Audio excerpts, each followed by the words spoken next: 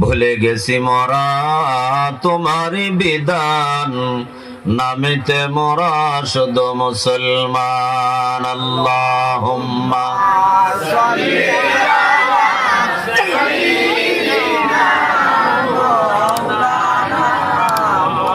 রোজ হাসরে সাজদায় পড়ে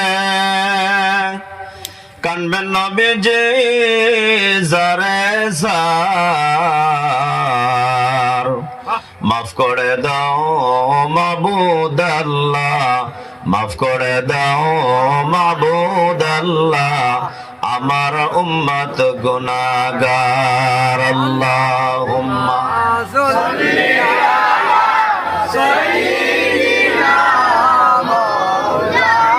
মিজান যখন হবে কারা, নেকি বদি পরবে ধরা, সেদিন হবে দিশাহারা, সেদিন হবে দিশাহারা। মুহাম্মদ ইয়া রাসূলুল্লাহ। আল্লাহুম্মা সাল্লি আলা সাইয়্যিদিনা মাওলানা। জোরে লা ইলাহা ইল্লাল্লাহ, লা ইলাহা ইল্লাল্লাহ, লা ইলাহা ইল্লাল্লাহ। আর জোরে লা ইলাহা ইল্লাল্লাহ, লা ইলাহা ইল্লাল্লাহ। নাই কোনো মাবুদ আল্লাহ ছাড়া, জোরে নাই কোনো মাবুদ আল্লাহ ছাড়া, জোরে লা ইলাহা ইল্লাল্লাহ, আর জোরে লা ইলাহা ইল্লাল্লাহ।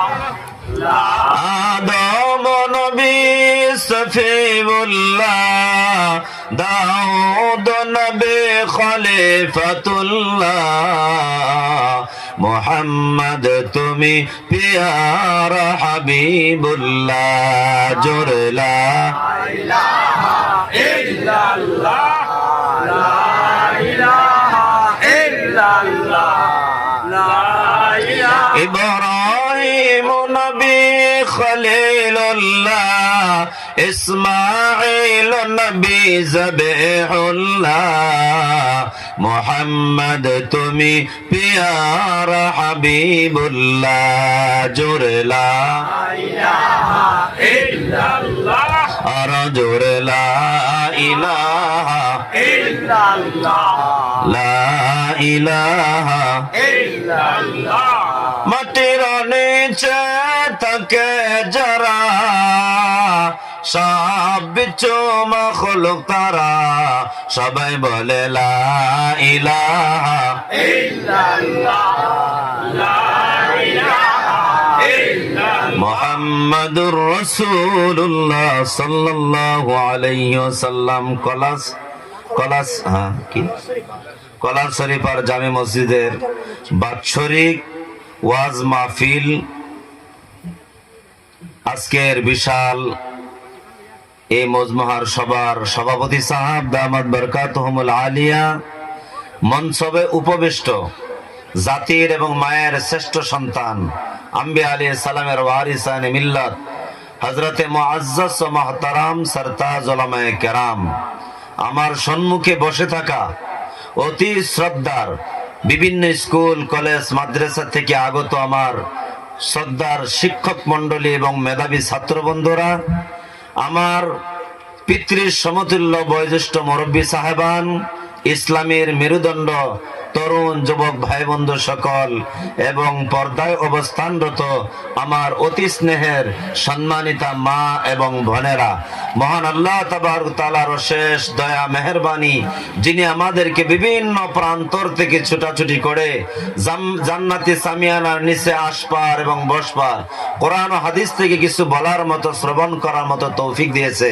তাই আমরা এখানে সকলেই আসতে পেয়ে বসতে পেয়ে অত্যন্ত খুশি না অত্যন্ত নারাজ? নাই পিছনের সাথে না নারাজ?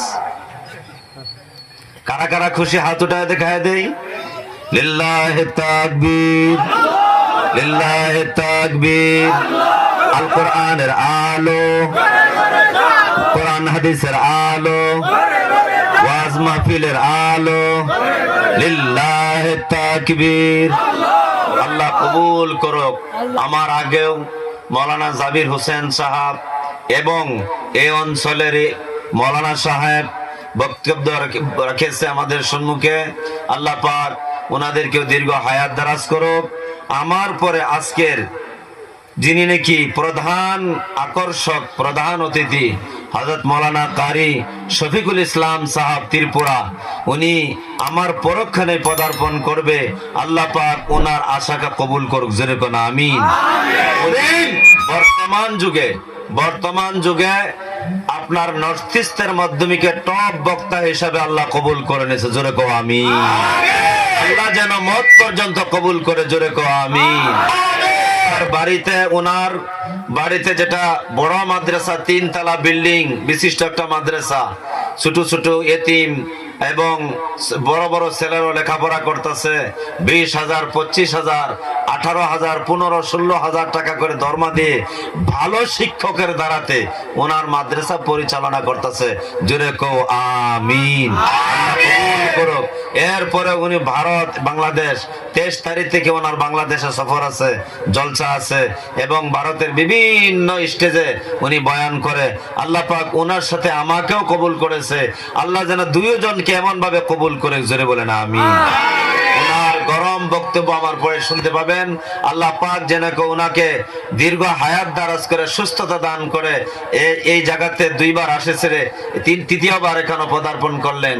আল্লাহ যেন বারবার আসার তৌফিক দান করে, জোরে কো আমিন। হযরতকে আল্লাহ যেন সুস্থতা এবং ভালো রাখে। আল্লাহ পাক সকলকে কবুল করুক। ভাইয়ারা আমার, বন্ধুরা আমার, আমরা সকলেই দুইজন প্রায় সময় সফরে থাকি, 3-4 মাস ধরে সফরে। আল্লাহ যেন আমাদেরকে দীর্ঘ হায়াত, সুস্থতার দ্বারা বৃদ্ধি করে দে।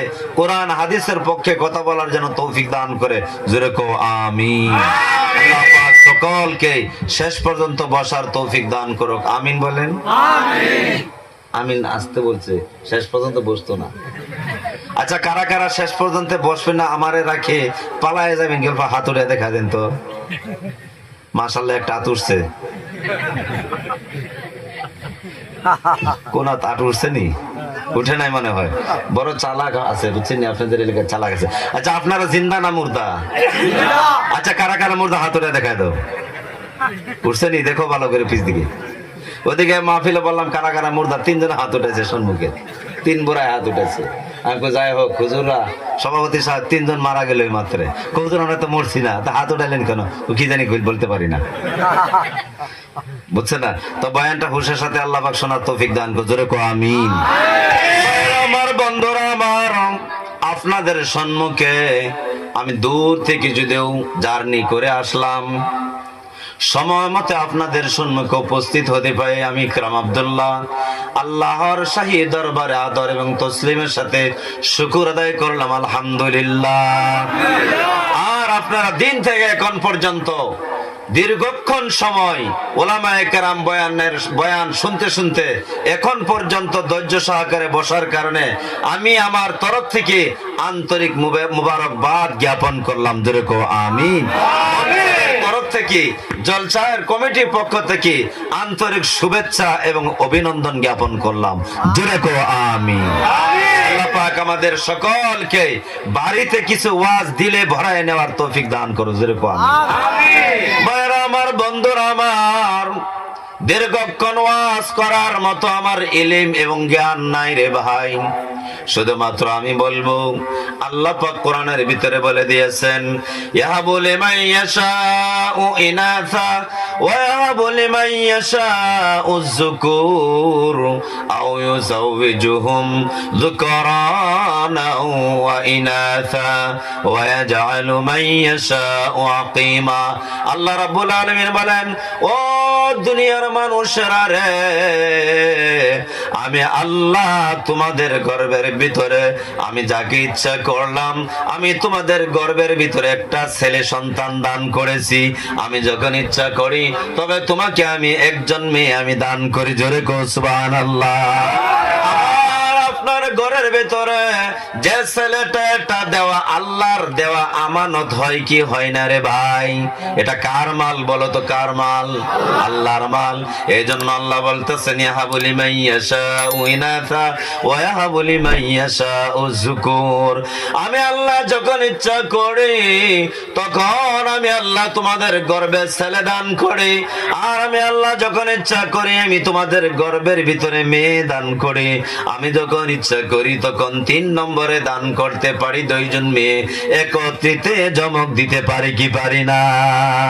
আমি আল্লাহ যখন ইচ্ছা করি 2 জন ছেলে একত্রিতে তোমাদের গর্ভের ভিতরে জমক হিসেবে দিতে পারি।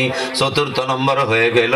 5ম নম্বর আল্লাহ পাক বলতেছেন আমি যখন ইচ্ছা করি তখন আমি 5 নম্বরে একটা ছেলে একটা মেয়ে 2 জনকেও একত্রিত জমক দিতে পারি কি পারি না? রব্বুল আলামিন বলতেছেন মানুষের গর্ভের ভিতরে আমি আল্লাহ সন্তান 5 প্রকার দান করি। 1 নম্বর হলো সিঙ্গেল ছেলে আমি দিতে পারি, 2 নম্বর হলো সিঙ্গেল মেয়ে আমি দান করতে পারি, আবার 2 জন ছেলে একত্রিত জমক দিতে পারি।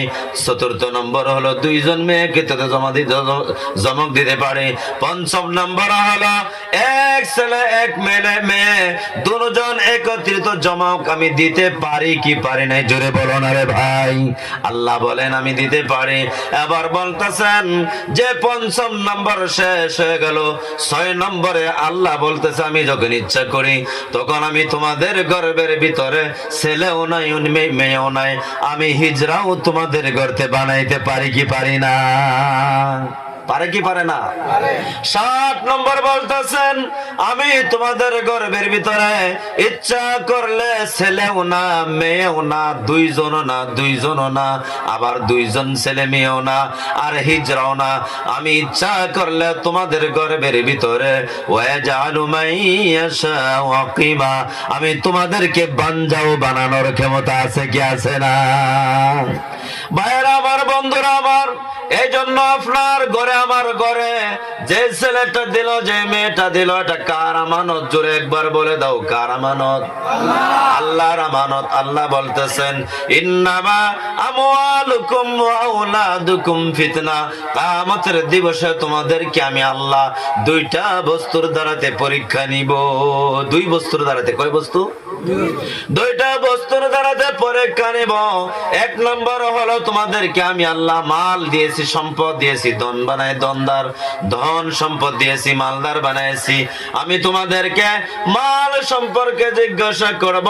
আল্লাহ রাব্বুল আলামিন বলতেছেন মালও 5 রকমে মানুষে খরচ করে এবং কামাই করে। কেউ মাল খরচ করে হারাম রাস্তা দিয়ে, আবার হারাম রাস্তা দিয়ে শেষ করে দেয়, মানে কামাই করে হারাম রাস্তা দিয়ে, হারাম রাস্তা দিয়ে সে মালগুলি খরচ করে। আল্লাহ বলতেছেন এই 2 জন ব্যক্তি জাহান্নামে চলে যাবে। জোরে কোন নাউজুবিল্লাহ।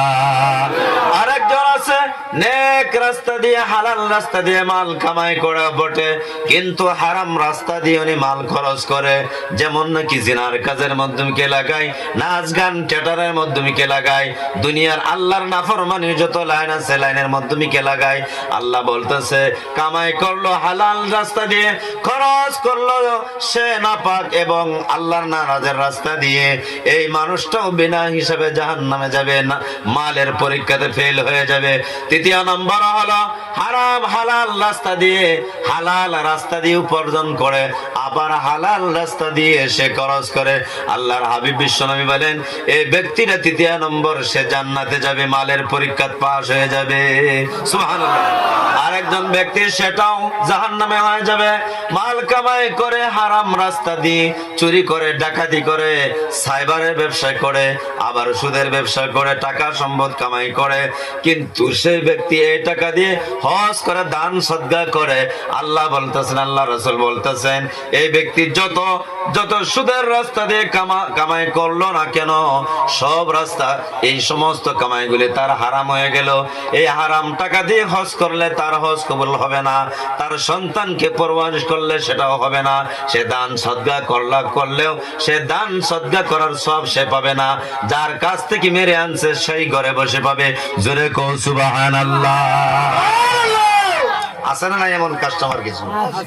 ভাইরা আমার, বন্ধুরা আমার, এই তিনটার ভিতরে একটা জান্নাতে যাবে, যেটা নাকি হালাল রাস্তা দিয়ে কামাই করলো, কম কামাই করলো। আল্লাহ বলতেছেন এই কম কামাইয়ের ভিতরে বরকত দেওয়ার মালিক শুধুমাত্র কে? এক জুড়ে বলো কে? আল্লাহ।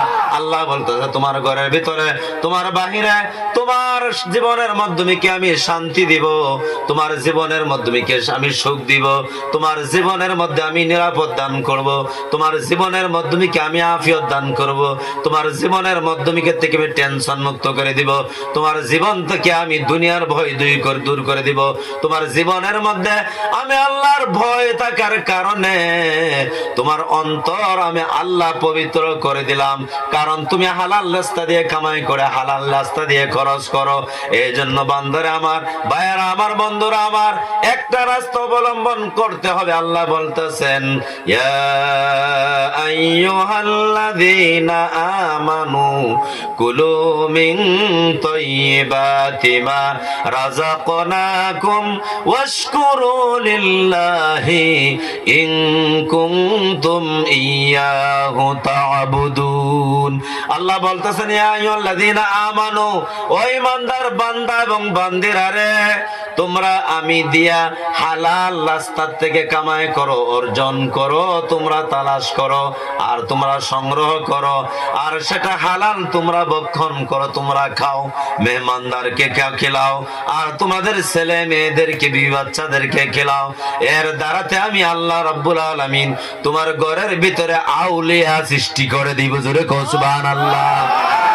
আর ঘরের ভিতরে বাসকান্দির শেখ সাহেব রহমতুল্লাহ আলাইহির মতো আমি আব্দুল হান্নান, আপনার এই জেনে কি ছিল আমরা দ্বিতীয় নম্বরে আসলে আমির শরীয়ত তৈয়বুর রহমান সাহাবের মতন একজন ওলি আমি তোমাদের গর্বের ভিতরে সৃষ্টি করে দিব। আমি শাহজালাল মুজাররব ইয়ামনি রহমাতুল্লাহ আলাইহি, জিনার মাজার আছে বাংলাদেশে, উনার মতো ওলি তোমার ঘরের সৃষ্টি করে দিব। আমি তোমার ঘরের ভিতরে মুজাদ্দিদে মিল্লাত হাকিমুল উম্মত আশরাফ আলী থানভীর মতন ওলি তোমার ঘরের ভিতরে আমি জন্ম দেয়া দিব। আমি তোমার এই হালাল রোজগারের কামাই এবং খাবারের কারণে আমি আল্লাহ রাব্বুল আলামিন রশিদ আহমদ সাহেব গঙ্গবী রহমতুল্লাহ আলাইহির মতো আমি আল্লাহর ওয়ালি তোমার ঘরের ভিতরে দেয়া দিব। আমি তোমার ঘরের ভিতরে শাহ ওয়ালিউল্লাহ মুহাদ্দিস দেহলভী রহমতুল্লাহ আলাইহির মতো ওলি তোমার বিবির পেটের ভিতরে আমি জন্ম দেয়া দিব। জোরে কও সুবহানাল্লাহ।